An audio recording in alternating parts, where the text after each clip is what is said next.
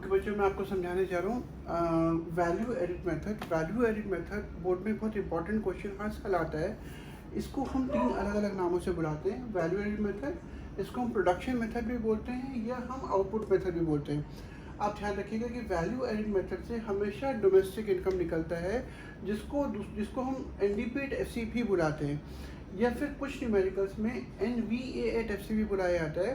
That is net value edited factor cost. इसका जो main formula है वो है NDP/FC is equal to price into quantity plus change in stock minus intermediate consumption minus depreciation minus NIT। Okay बच्चों, मैंने आपको भी formula बताया था कि वैल्यू एडिट मेथड में हमेशा NDP/FC निकलता है, और NDP/FC को निकालने का जो फॉर्मूला है वो है price into quantity plus change in stock. ये जो डेल्टा है एक चेंज को रिप्रेजेंट करता है, minus IC intermediate consumption minus depreciation minus NIT। अगर आप इस फॉर्मूला को ध्यान से देखेंगे तो जब आप पूरा सॉल्व करते हैं आपके पास NDP/FC आता है, बट कभी कभी न्यूमेरिकल में आपको पूरा NDP/FC निकालने के लिए नहीं बोला जाता, आपको कोई और वैल्यू निकालने के लिए बोले जाते हैं। तो मैं आपको बहुत ईजी तरीका बता रहा हूँ, थोड़ा सा आपको प्रॉब्लम पड़ेगा, लेकिन एक बार आपको समझ में आएगा तो this is the most easy way to do numerical on value edit method. यहाँ पे अगर आप प्राइस इंटू क्वांटिटी करते हो आपको आते हैं सेल्स। अगर आप price into quantity plus change in stock करते हो तो आपको आएगा वैल्यू ऑफ आउटपुट, जिसको कई जगहों पर हम gross value of output at market price भी बोलते हैं। अगर आप एक स्टेप और आगे तक करते हो that is price into quantity plus change in stock minus IC, तो आपके पास आता है gross domestic product at market price, जिसको हम gross value added at market price या वैल्यू एडिड भी बोलते हैं। मतलब कुछ न्यूमेरिकल्स में आपको बोला जाएगा कैलकुलेट वैल्यू एडिड। इसका मतलब आपको क्या बताया जा रहा है कि they are telling you to calculate GDP/MP। वो आपको GDP/MP कैलकुलेट करने के लिए कह रहा है। इसका अगर आप एक स्टेप और आगे तक करते हो तो आपको भी डेप्रिसिएशन तक आ रहा है, मतलब price into quantity plus change in stock minus IC minus dep, तो आपके पास आता है net domestic product at market price, और इसको हम net value added at market price ही बोलते हैं।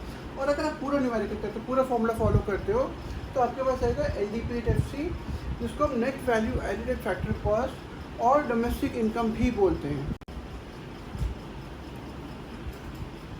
मैंने आपको बताया कि NDP/FC को आपको इस मेथड से निकालना है।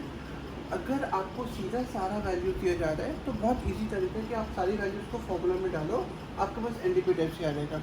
लेकिन इस वैल्यूज़ पे प्रॉब्लम कहाँ पर आती है कि आपको फिगर्स को थोड़ा कॉम्प्लिकेट करके दिया जाता है। तो जो सबसे पहला प्रॉब्लम आती है यहाँ पर, जो प्राइस इंटू क्वान्टिटीज़ को हम सेल्स बोलते हैं, तो अगर न्यूमेरिकल में वो क्या करते हैं, वो ना अगर आपको सेल्स पे फॉर्म ए दे रहे हैं, इसका मतलब है ए ने जो भी चीज़ बेची वो हम काउंट कर रहे हैं। तो यहाँ पर अगर ऐसे करके फिगर दिया गया 100, तो इसका मतलब है कि उन्होंने पूरा फिगर आपको दे दिया है। लेकिन कभी कभी व्हाट दे डू, वो इस पूरे पार्ट सेल्स को वो पार्ट में तोड़ के देते हैं। तो जैसे उन्होंने क्या करा, सेल्स बाय फॉर्म ए की जगह लिखने के बजाय उन्होंने बोला sales by A to B, firm A ने फॉर्म B को 20 रुपये का सामान बेचा।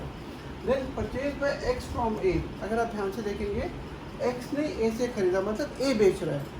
हम यहाँ पे सारी A की बात कर रहे हैं, तो A बेच रहा है, तो वो A की सेल्स काउंट हो गया। देन आता है sales by A to C, firm A ने C को बेचा 60 रुपये का।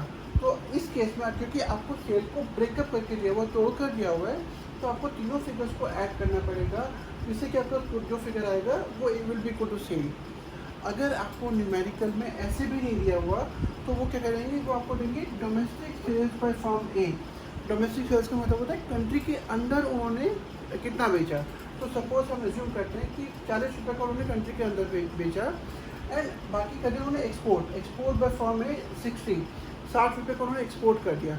तो उस सिचुएशन में हमारे को एक ही सेल्स को फाइंड आउट करने के लिए इन दोनों फिगर को ऐड करना पड़ेगा, जिससे कि हमारे को 100 का फिगर मिल जाएगा। इस तरह से हमारे पास एक ही पूरी सेल्स आ। इसका जो अगला कंपोनेंट है इस मेथड का वो है स्टॉक। मैंने पहले आपको सेल्स एक्सप्लेन करा, तो सेकंड पॉइंट है स्टॉक। मैं उसको एक्सप्लेन कर रहा हूँ। न्यूमेरिकल में कई बार आपको भाई सीधी बात है, अगर आपको चेंजिंग स्टॉक दिया है, इसका मतलब है कि they have given you the value, उन्होंने आपको वैल्यू दी है, आपको सिर्फ उठा के कैलकुलेशन करना है। लेकिन कई बार क्या करते हैं, instead of giving you straight change in stock, वो आपको देंगे closing stock and opening stock.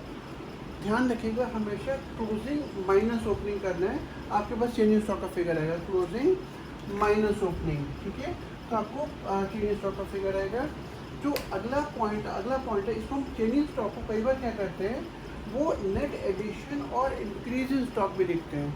मतलब उन्होंने क्या कर रखा है कि क्लोजिंग माइनस ओपनिंग को ऑलरेडी कैलकुलेट करके उन्होंने आपको स्टॉक का फिगर दे दिया। इसका मतलब है it will be taken as changing stock. लेकिन अगर आपको ऐसे नहीं दिया हुआ, कभी कभी क्या करते हैं, वो लिखेंगे नेट डिक्लाइन और डिक्रीज और फॉल इन स्टॉक, और आपको प्लस 100 का फिगर दे दिया। ध्यान रखिएगा कि अगर आपको नेट डिक्लाइन, डिक्रीज या फॉल इन स्टॉक किया हुआ है तो ये माइनस को रिप्रेजेंट करते हैं। मतलब अगर आपको न्यूमेरिकल में प्लस 100 का फिगर दिया है तो आपको इसको माइनस 100 लेना है, और अगर न्यूमेरिकल में आपको माइनस 100 का फिगर दिया है, क्योंकि एक माइनस यहाँ पर है, एक माइनस यहाँ पर है, तो आपको न्यूमेरिकल में प्लस 100 का फिगर देना है। ओके, अब अगला जो पॉइंट है वो है इंटरमीडिएट कंजम्पशन। इंटरमीडिएट कंजम्पशन होता है जबकि कोई भी producer during the production process वो जो भी चीज़ों को यूज़ कर रहे हैं फाइनल प्रोडक्ट को बनाने के लिए, उसको हम इंटरमीडिएट कंजम्पशन बोलते हैं। तो इंटरमीडिएट कंजम्पशन कभी कभी न्यूमेरिकल में आपको सीधा दे देंगे, इंटरमीडिएट कंजम्पशन बाय फॉर्म ए 100। इसका मतलब है कि उन्होंने एक कंबाइंड फिगर दे दिया, अब आपको और कुछ ढूंढने की जरूरत नहीं। पर कभी कभी क्या करते हैं, instead of giving a straight figure to you, वो क्या करेंगे, वो इस इंटरमीडिएट कंजम्पशन को कुछ पार्ट्स में तोड़ के करेंगे। जैसे कि purchase of raw material by A, मतलब ए ने रॉ मटेरियल खरीदा, उन्होंने वैल्यू दे दी 20। अब क्या कहते हैं, इलेक्ट्रिसिटी चार्जेस, फ्यूल चार्जेस, मतलब जब आप प्रोडक्शन करते हो तो प्रोडक्शन करते हुए आप कुछ चीज़ों को यूज़ करते हो, जैसे इलेक्ट्रिसिटी हो गया, फ्यूल हो गया, तो वो भी इंटरमीडिएट कंजम्पशन का पार्ट है। कभी कभी वो क्या कहते हैं, इंपोर्ट्स ऑफ रॉ मटेरियल, उन्होंने जो बाहर से रॉ मटेरियल मंगाया, सपोज मैं इसको लेके चलता हूँ कि उन्होंने क्या करा, 40 रुपये का रॉ मटेरियल मंगाया। अब उसमें वो क्या करेंगे, कभी कभी क्या करेंगे, फिगर को ऐसे करके भी लिख सकते हैं, सेल्स बाय बी टू ए, और उन्होंने क्या करा, 20 रुपीज़ लिख दिया। अब अगर आप ध्यान से देखेंगे तो बी ने ए को बेचा 20 रुपये का, मतलब ए ने खरीदा, तो जो ए के पास फर्म के अंदर आ रहा है वो हमारा इंटरमीडिएट कंजम्पशन काउंट होगा। इसका मतलब क्या है, आपको रॉ मटेरियल को वैल्यू को ऐड करना है, फ्यूल इलेक्ट्रिसिटी चार्जेस की वैल्यू 20 ऐड करना है, sales by B to A, B ने ए को बेचा 20 रुपये, and imports of raw material 40। जब आप इस सारे फिगर को ऐड करेंगे आपके पास 100 का फिगर आएगा जो इंटरमीडिएट कंजम्पशन है। कभी कभी वो लोग क्या करते हैं, वो लोग अगर न्यूमेरिकल में आपको ऐसे भी नहीं देंगे तो वो क्या करते हैं, वो ऐसे लिखते हैं सिंगल यूज प्रोड्यूसर गुड। मैंने आपको पिछली वीडियो में एक्सप्लेन किया था कि सिंगल यूज प्रोड्यूसर गुड क्या होती है। वो गुड्स जो प्रोडक्शन प्रोसेस के दौरान, जैसे रॉ मटेरियल हो गया, जो यूज़ अप होकर ख़त्म हो जाता है, उसकी आइडेंटिटी ख़त्म हो जाती है, वो उनको बोलते हैं सिंगल यूज प्रोड्यूसर गुड। तो अगर आपको न्यूमेरिकल में सिंगल यूज प्रोड्यूसर गुड दिया गया है तो इसका मतलब है कि वो आपको आईसी दे रहे हैं, तो आपको आईसी की वैल्यू को पिक करना है। एक बात और, आपको कभी भी अगर आपको इंपोर्ट ऑफ मशीनरी बोला जाता है, मशीनरी बेसिकली रॉ मटेरियल नहीं होती, मशीनरी आप यूज़ करते हैं प्रोडक्शन प्रोसेस में, तो मशीन की खुद की आइडेंटिटी ख़त्म नहीं होती, तो मशीनरी की वैल्यू को आपको इंटरमीडिएट कंजम्पशन में नहीं लेना है, क्योंकि वो आपको जानकर के कंफ्यूज करने के लिए वैल्यू देंगे, तो आपको नहीं लेना। अगर दी जाती है तो आपको इग्नोर करना है, आपको सिर्फ इन फिगर्स पे कंसंट्रेट करना है। इसी फॉर्मूला में अगला पॉइंट है डेप्रिसिएशन। डेप्रिसिएशन को मैं अपनी सबसे पहली वीडियो में भी पहली या दूसरी वीडियो में मैं एक्सप्लेन कर चुका हूँ, लेकिन एक बार दोबारा से मैं एक्सप्लेन कर रहा हूँ। अगर न्यूमेरिकल में आपको डेप्रिसिएशन दिया जाता है, डेप्रिसिएशन दिया जाता है तो बहुत अच्छी बात है कि आपको डेप्रिसिएशन दे दिया, लेकिन अगर डेप्रिसिएशन नहीं दिया जाता तो कई बार आपको कंजम्पशन ऑफ फिक्स कैपिटल लिखा जाएगा। जैसे कि फिक्स कैपिटल जैसे मशीनरी वगैरह हो गया, जब हम उसको हम यूज़ करते हैं तो उसमें जो भी हिसाबत वगैरह होती है उसको हम डेप्रिसिएशन बोलते हैं, या फिर इसको रिप्लेसमेंट ऑफ फिक्स कैपिटल से मतलब है, या रिप्लेसमेंट कॉस्ट, या कैपिटल कंजम्पशन अलाउंस। जब अगेन वही मशीनरी जब कंज्यूम हो रही है तो उसकी वैल्यू में जो डिक्लाइन करता है हम उसको डेप्रिसिएशन बोलते हैं। इन अलग अलग नाम से आपको डेप्रिसिएशन दिया जा सकता है।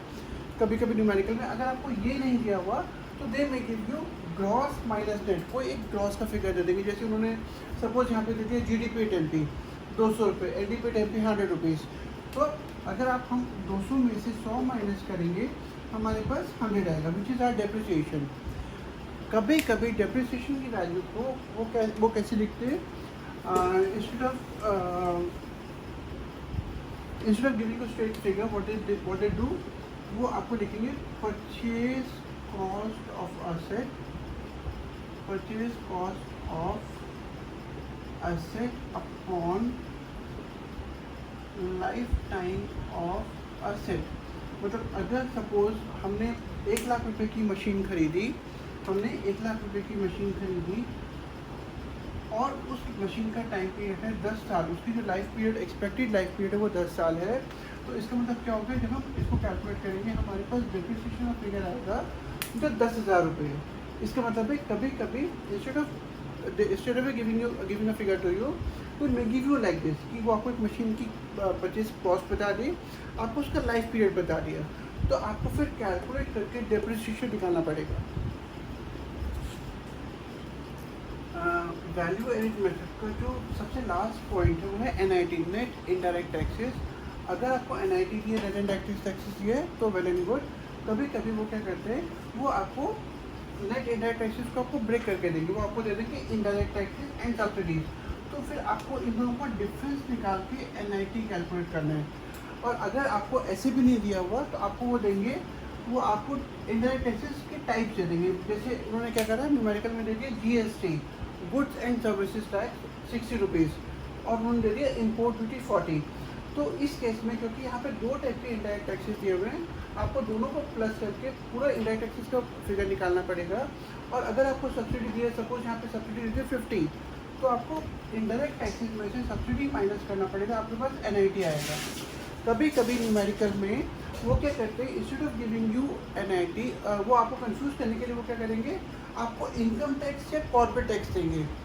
ये वैल्यूज आपको नहीं लेनी है, क्योंकि अगर आप ये वैल्यूज देते हैं तो पूरा न्यूमेरिकल गलत हो जाएगा।